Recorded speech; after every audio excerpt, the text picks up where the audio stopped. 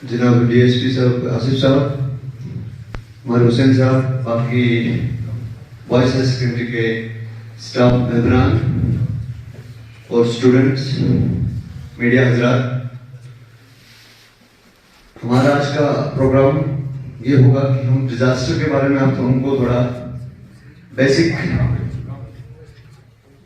Disaster में क्या होता है, जब ड्यूरिंग डिजास्टर आपने क्या करना है और आफ्टर डिजास्टर आपने क्या करना है, इस चीज के बारे में हम आप लोगों को थोड़ा अवेयरनेस दे देंगे। खासकर आज हमारा फोकस रहेगा ग्लफ के टाइम पर, जो ग्लेशियर लेक आउटबर्स्ट होता है, जिसके बहुत सारे कंक्लूजन होता है, हम थोड़ा थोड़ा आपको बताते रहेंगे। तो सबसे पहले मैं डीएसपी साहब से गुजारिश करूंगा कि वो यूटीडीआरएफ के बारे में क्या फंक्शन है वो आप लोगों को समझाएंगे। Sir please. एवरीबॉडी, मेरा नाम आसिफ मुस्तफ़ा है। मैं DSP UTDRF division charge of DSP traffic Kargil हूँ। आप सब लोगों को यहाँ पर इकट्ठा करके डिज़ास्टर मैनेजमेंट और ग्लॉफ के अवेयरनेस के बारे में जिक्र करने का हमारा यही एम है कि कुछ चीज़ें जिनके बारे में आपको, क्योंकि डिज़ास्टर मैनेजमेंट के बारे में आप लोगों को पहले भी बताया होगा, उसके साथ साथ हम चाह रहे थे कि ग्लॉफ के बारे में आपको थोड़ा कुछ समझाया जाए। आप सारे स्टूडेंट्स हैं यहाँ पर, तो आपको मैं बेसिक बता देता हूँ ग्लॉफ होता क्या है। ग्लॉफ का फुल डेफिनेशन होता है ग्लेशियर लेक आउटबर्स्ट फ्लो, यानी जो बालाई इलाके हैं हमारे, खासकर जो ग्लेशियर्स के पास हैं, वहाँ पर नेचुरली फॉर्म्ड ग्लेशियर लेक्स बन जाते हैं due to melting of glacier. जब ग्लेशियर आराम से जब मेल्ट होता है तो ग्लेशियर के खुद के जो जियोमॉर्फिक प्रोसेस की वजह से वहाँ जो गड्ढे बनते हैं ना, वहाँ पानी भर जाता है, और जितना ज़्यादा वहाँ पानी भर जाता है उससे होता क्या है कि वो थोड़ा डैम्ड हो जाता है। जो ही डैम्ड हो जाता है तो वो एक रिस्क बन जाता है, एक रिस्क फैक्टर बन जाता है, खासकर उन इलाकों के लिए जो नीचे की तरफ बसे हुए गाँव हैं। इसी मतलब हमें ऊपर से भी डायरेक्शंस आए हुए थे कि आप लोगों को ग्लॉफ के बारे में अवेयरनेस आपको दिया जाए इन चीज़ों के बारे में। अब खासकर ये जो लास्ट ईयर जो सर्वे किया था, ये पानीखर वाले एरियाज में आपको ज़्यादा मिलते हैं, और आपको ये इम्कान तो हो ही गया होगा कि इस साल चूँकि ज़्यादा बर्फबारी हुई है, ज़्यादा बर्फबारी होने की वजह से मेल्टिंग का जो पेस है वो भी बढ़ता है इस टाइम पर। खासकर जून जुलाई में आपका मेल्टिंग ज़्यादा होता है, जिसकी वजह से लैंडस्लाइड्स, मड स्लाइड्स, रॉकफॉल ये होने का ज़्यादा चांस होता है। ग्लॉफ का डेफिनेशन के बारे में तो ज़रूर बताया है, उसके साथ साथ मैं ये भी बताता चलूँ कि ग्लॉफ को मिटिगेट करने के लिए, यानी उससे बचने के लिए, या उसके बारे में उससे हम लोग कैसे जूझें, उसके बाद उसके लिए सबसे इम्पोर्टेंट चीज़ ये होता है कि अर्ली वार्निंग सिस्टम होना चाहिए होता है, क्योंकि ये नेचुरल प्रोसेसेस हैं, इसमें मुश्किल होती है करेक्टली फैक्टर इन करने के लिए कभी आउटबर्स्ट फ्लो होने वाला है। तो आपको एक प्रोजेक्ट पहले से चल रहा है एक अर्ली वार्निंग सिस्टम का, यानी ऊपर बाला इलाकों पर जो गांव स्थित है उनको साइरेंस के थ्रू हम ये बताएंगे कि इस टाइम पर रिस्क ज़्यादा है। तो ये रिस्क मरीन फॉलोइंग डेज आप लोगों को समझ में आ ही जाएगा। इसके साथ साथ मैं ये भी बताता चलूँ कि ये कम्युनिटी बेस्ड प्रोग्राम होता है। हमारे गांव देहात में जितने भी जो लोग होते हैं उनको ज़्यादा इन चीज़ों के बारे में जिक्र या पता नहीं होता है, क्योंकि मुझे पता है कि ज़्यादा यहाँ के जितने भी बच्चे होंगे वो दूर दराज, कोई शुरू से, कुछ पानीगत से, तो मतलब बेसिकली ज़्यादातर लोग यहाँ पर रिस्पॉन्स से ऊपर के ही होंगे जितना मुझे समझ में आ रहा है ना। या कुछ लोग होंगे जो शक्कर चिकतन से होंगे, कुछ लोग होंगे जो वाखामुल वेक साइड से होंगे, कुछ लोग होंगे जो द्रास से होंगे, है ना। तो इस समय, इस टाइम पर ज़्यादा, खासकर जून जुलाई तक इसका ज़्यादा थ्रेट रहता है। इसमें जो हमारा सेंट्रल गवर्नमेंट है उनका एक इंस्टीट्यूशन होगा कि जब भी ऐसा कोई वबा हम पर आती है तो हमें करना क्या है। तो एक बेसिक तरीके से कैसे चलना है, कैसे एडमिनिस्ट्रेशन ने काम करना है, कैसे पुलिस ने काम करना है, कैसे यूटीडीआरएफ ने काम करना है, उसका पूरा एक जिक्र होता है उसमें। ये हो गया जी ग्लॉफ के बारे में। अब दूसरा मैं ये बताना चाहूँ कि चूंकि हम लोग यूटीडीआरएफ से हैं, यूटीडीआरएफ हमारा यूनिट पिछले साल भी जब कांस्टेबल शहीद हुए थे, तो इसके बारे में भी आपको जिक्र करना बनता है इस टाइम पर। हमारा ही यूनिट है जो पिछले साल जिन्होंने 2 मार्टर्स दिए हैं, एक इंस्पेक्टर साहब चमनगल साहब और एक हमारे कांस्टेबल साहब जो काकसर में शहीद हुए। ठीक है, तो इससे आपको ये भी बताना चाह रहा हूँ कि जो हमारे एडमिनिस्ट्रेशन है, चाहे वो पुलिस हो चाहे वो सिविल एडमिनिस्ट्रेशन हो, वो आप सब लोगों के फायदे के लिए आप सब, वो हर जगह तो अवेलेबल नहीं है ना, क्योंकि हर जगह कम्युनिटी अवेलेबल है। तो हमारा अवेयर करने का आपका मकसद ये है। सबसे पहले मैं अपना इंट्रोडक्शन देना चाहूँगा। मैं कांस्टेबल मंजूर हुसैन, हम आप सब जानते हो ड्यूटी JRF करके से हैं। और यहाँ पे जो आज एक इनका जो अवेयरनेस कैंप रखा गया है, जिसका मकसद ये है कि आप लोगों को थोड़ा डिजास्टर के बारे में अवेयर करें और साथ ही साथ after disaster as a first responder का क्या रूट रहेगा, कैसे आप किसी को PST दोगे, pre hospital treatment, first aid. और उसके बाद हम छोटा सा एक मॉक ड्रिल भी दिखाएंगे, जिसमें आपको अगर कहीं डिजास्टर के दौरान कोई अगर बिल्डिंग कलेप्स हो जाती है या डैमेज हो जाती है, तो हमारा रेस्क्यूअर जाके वहाँ से उसको कैसे एवैक्यूएट करेगा, इसके बारे में आपको पूरा डेमो करके दिखाएंगे। तो ज़्यादा वक्त नहीं लेते हुए थोड़ा डिजास्टर के बारे में बताऊंगा। डिजास्टर क्या होता है? आफत। आफत क्या होता है? आफत मतलब वो हादसे जिसमें बड़े पैमाने में तबाहियां होती हो और इंसानों की जान व माल का नुकसान होता है, वो सब क्या कहते हैं? डिजास्टर कहते हैं। डिजास्टर कितने किस्म के होते हैं? 2 टाइप के होते हैं। एक को हम बोलते हैं मैन मेड डिजास्टर, दूसरे को हम natural disaster. Man made disaster क्या होता है? मैन मेड डिजास्टर वो डिजास्टर हो गया जो इंसान खुद की अपनी नेग्लिजेंसी की वजह से, अपनी खुद की लापरवाही की वजह से अपने ऊपर एक डिजास्टर लाते हैं, उसे हम क्या कहते हैं? Man made disaster. Example terrorist attack हो गए, बायोलॉजिकल वार जो कोरोना था वो भी क्या है? Man made disaster. और एयरप्लेन क्रैशेस, ये सब क्या है? नेचुरल डिजास्टर है, ये मैन मेड डिजास्टर। विक्टिम के पास जाना है और उसको सीधा करना है।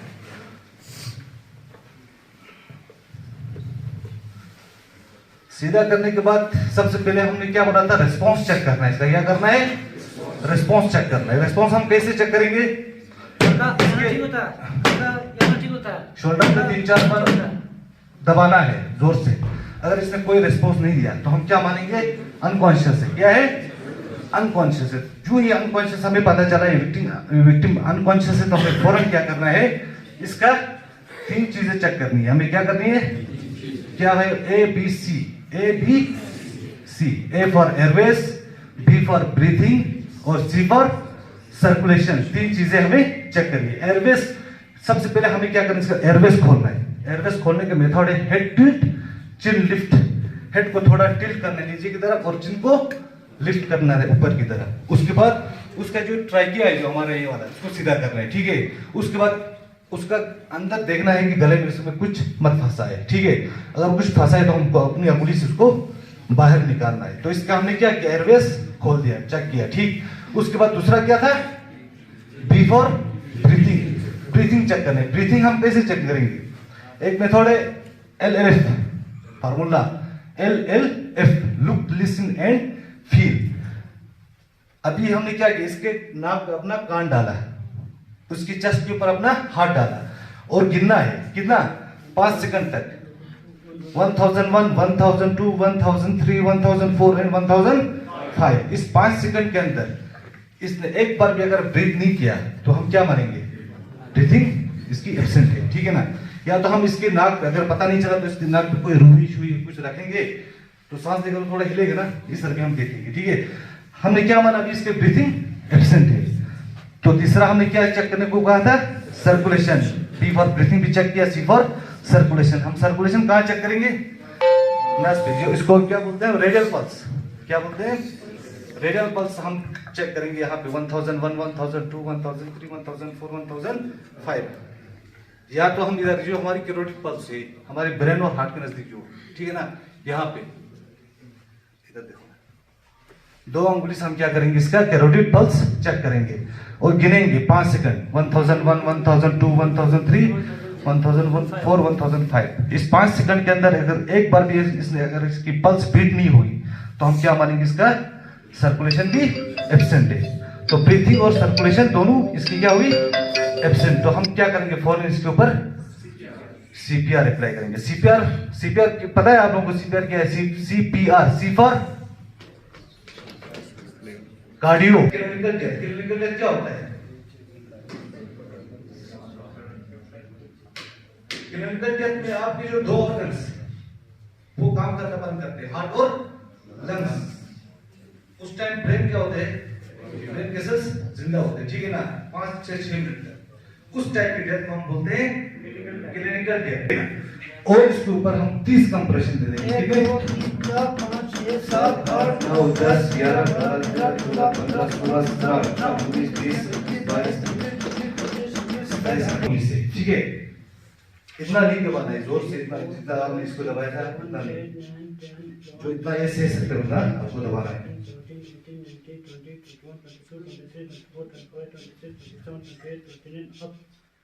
30 दिया। उसके बाद 2 mouth to mouth rescue breath देने हैं। इसमें क्या करना है? इसका नाक को बंद नहीं करना है और अपना मुंह उसके नाक और मुंह दोनों मिला, मतलब दोनों को लगा के हम क्या करेंगे उसको रेस्क्यू। या तो हड्डी बाहर आएगी या अंदर से दबेगी या साइड डिसलोकेट हो जाएगी ना, उस चीज को हम क्या बोलते हैं? मत है, टेंडरनेस तो मत है या स्वेलिंग मत है, चेक करना है, ठीक है?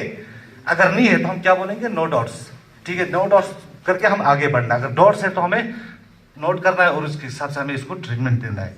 उसके बाद ये जो बून है यहाँ पे, ये वाली, इस बून को हम क्या बोलते हैं? टेम्पोरल बून। क्या बोलते हैं? टेम्पोरल बून को भी हम क्या करेंगे? चेक करेंगे ठीक से, ठीक है? No dots. उसके बाद आता है यहाँ पे दोनों साइड जो बून है उनको टेम्पोरल बून बोलते हैं। पीछे आना है, पीछे वाली बून, ये जो, इसको हम क्या बोलते हैं? पेरिटल बून। क्या बोलते हैं? पेरिटल बून को भी हम क्या करेंगे? चेक करेंगे। नो डॉट्स, अगर डॉट्स है तो हमें देखना है। उसके बाद जो हमारे ऊपर वाली बून, ये वाली, इसको हम क्या बोलते हैं? ओसिपिटल। क्या बोलते हैं? ओसिपिटल बून। नो डॉट्स, ठीक है? फिर ये हो गया इसका हेड। फिर आना यहाँ पे, यहाँ, इसको हम क्या बोलते हैं? आई ऑर्बिट्स। क्या बोलते हैं? आई ऑर्बिट्स को भी हम क्या करेंगे? चेक करेंगे अच्छे से, इसमें कोई डॉट्स का निशान मत है। उसके बाद यहाँ पे आना है इसका, ये जो नाक की हड्डी, इसको क्या बोलते हैं हम? Nasal bone. क्या बोलते हैं? नेजल बोन को भी हम क्या करेंगे? चेक करेंगे। No dots. फिर आगे बढ़ना है, यहाँ पे जो हड्डी होती है हमारी, ये वाली, फिर आगे बढ़ना है, ये वाली बोन, इसको हम क्या बोलते हैं? मेडिवल। क्या बोलते हैं? मेडिवल बोन। No dots. फिर ये जो दोनों चिक बोन अपनी जगह में, ठीक है? उसके बाद यहाँ से यहाँ तक की जो हड्डी होती है, यहाँ से बीच में, उसको हम क्या बोलते हैं? स्टर्नम। क्या बोलते हैं? स्टर्नम को हम क्या करना है? चेक करना है अच्छे से। No dots. उसके बाद दोनों रिब्स को क्या बोलते हैं? इस साइड को, इस साइड। नाभि और जिफाइड प्रोसेस, यहाँ पे जो हड्डी है उसके बीच में जो सेंटर, यहाँ पे अपना हाथ रखना है इस तरह, ठीक है? इस तरह इसने रखा है। उसके बाद इसको क्या करेंगे? अभी ऊपर की तरफ जोर से पुश करेंगे। क्या करेंगे? जोर से पुश करेंगे। अभी नहीं कर सकता, अभी ये पूरा उल्टी करेगा, अभी नहीं तो करे, ठीक है? करो ये देखा, इस तरह जोर से, ठीक है ना? जोर से पुश करेंगे, ठीक है ना? ये जो इसने गले में जिसका मतलब कुछ भी फंसा हुआ बाहर निकल जाएगा। ये अडल्ट 3, 4, 5, 6, 10 उसमें बाहर निकल जाएगा, जो भी इसने खाया हो या मतलब गले में जो फंसा है वो बाहर निकल जाएगा। अगर इन्फेंट का होगा, ठीक है ना? इस तरह हम क्या करेंगे? किसी भी छोटी पेशेंट को ठीक कर सकते हैं। अगर खुदा न खास्ता आप खुद हो गए, कोई रेस्क्यूअर है नहीं, क्या करोगे? आप खुद को गले में फंस गए तो क्या करो? किसी भी चीज को लाके ऐसा कोई चीज डाला है उसके ऊपर क्या करना? अपनी चेस्ट यहाँ पे रख के क्या करना? जोर से दबाना है जितना हो सके। चीज नहीं किया आपको, इतना जोर से दबाना। जोर से दबाओगे तो क्या होगा? जो भी आपके गले में फंसा है वो एकदम तुरंत बाहर आएगा। ये हो गया।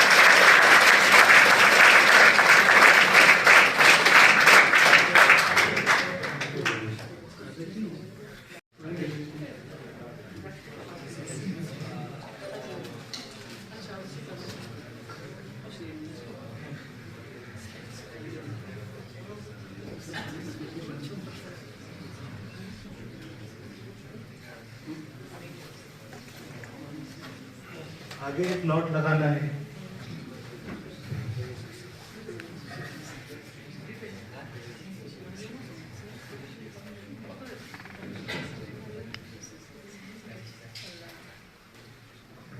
नॉट ऊपर कहाँ पे लगाना है, इस साइड लगाना है, इस साइड नहीं लगाना है। इसको अगर चोट इधर है तो हमें नॉट इधर लगाना है, इसलिए कंफर्टेबल के लिए, ठीक है। इसको पेन लगाओ, ये वही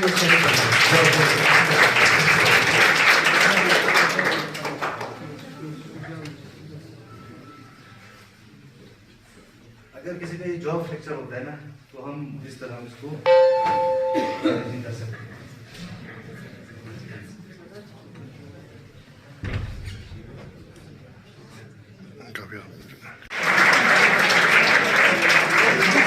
इस तरह से पूरा आराम से बचा सकते हैं, ठीक है ना। मुश्किल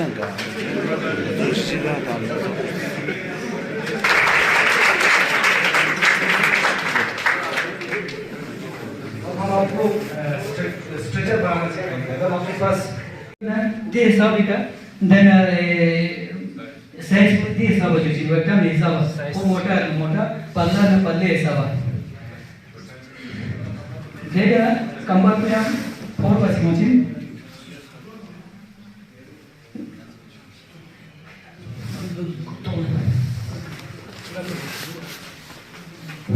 gitu na cuci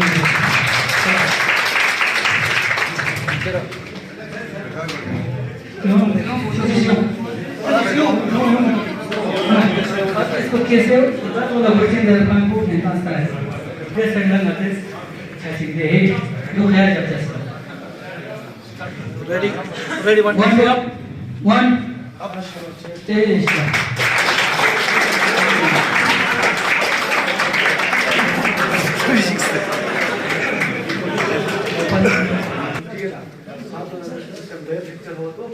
हम इसको बात के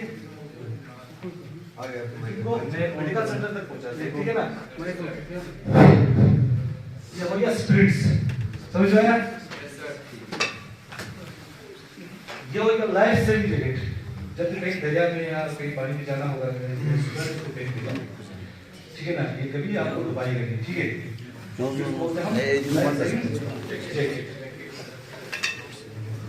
ये तो हेलमेट आप सबको पता है, अपने हेड की प्रोटेक्शन के लिए कौन पहनते हैं किसी भी रेस्क्यू के दौरान। ये हमारे पास रोटरी चेन सा, रोटरी चेन सा, इसमें जो ब्लेड है वो दो ब्लेड होती है। वहाँ एक ब्लेड हम ग्रिप काटने के लिए होती है, दूसरी ब्लेड लोहा छुपाव करने के लिए, ठीक है ना। इससे हम किसी भी रेस्क्यू के दौरान कहीं कंक्रीट और नाखून को लेके जाते हैं और तोड़ते हैं, ठीक है। इसको हम बोलते हैं रोटरी चेन सा। ये हो गया हाइड्रोलिक कटर, हाइड्रोलिक कटर। इससे हम लगभग 22 से लेके 16 इंच तक की जो सरिया है तो हम आराम से कर सकते हैं। ये भी वही है रेस्क्यू के दौरान मौजूद इस रोप और बाकी रोप्स में 10 टन तक वेट उठा सकते हैं, ठीक है। ये मतलब बहुत मजबूत रोप है। ये भी हमेशा ये भी ऊपर एंकरिंग के लिए काम आती है, ये भी ठीक ठाक रोप है। ये भी हम कभी मॉनिटरिंग के लिए जाते हैं तो ये लेके ये हमारा राफ्टिंग शूज है, राफ्ट चलाते वक्त इसी को पहन के जाते हैं, ठीक है। ये हमारा डाइविंग सूट, अगर कहीं पानी में कोई रेस्क्यू करना होगा, नीचे जाना है तो हम इसको पहन के जाएंगे, ठीक है। इससे क्या होता है, बारी अंदर पानी में भी आपकी बॉडी वार्म रहती है, ठीक है। ये वाली सूट, हाँ, ये डाइविंग हो या पानी में जाने को उसको हम पहन के जाते हैं।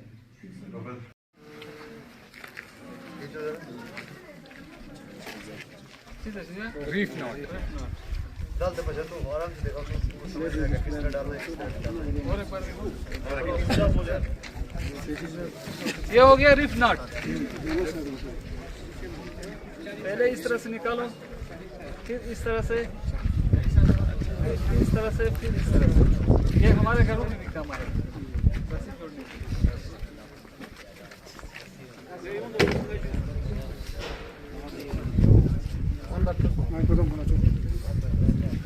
दो पतली रस्सी जोड़ने के लिए सिंगल बेंच जो सीधे सिंगल बेंच यहाँ से लेकर फिर इसको यहाँ लेना है।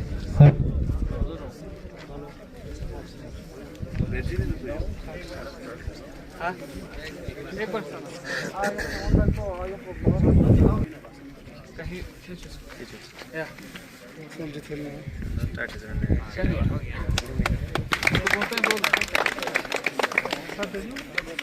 ठीक है।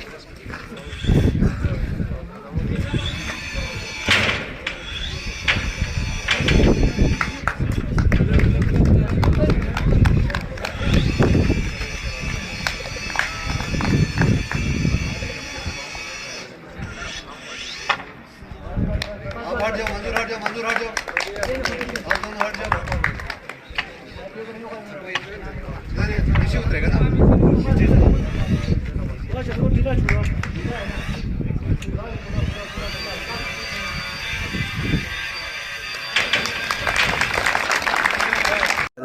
अभी आप कह रहे हैं कि गोल्फ का ये जो थ्रेट है, जी जी तो उस चीज़ को मिटिगेट करने के लिए जैसे आपने यहाँ पे डिग्री का ये बॉयज़ हायर सेकेंडरी स्कूल में एक जो ट्रेनिंग दिया, उसी तरह आप जो वर्नरेबल जो प्लेसेस है वहाँ पे आप इस तरह ट्रेनिंग या डिज़ास्टर अवेयरनेस देने का आपका क्या प्रोग्राम है?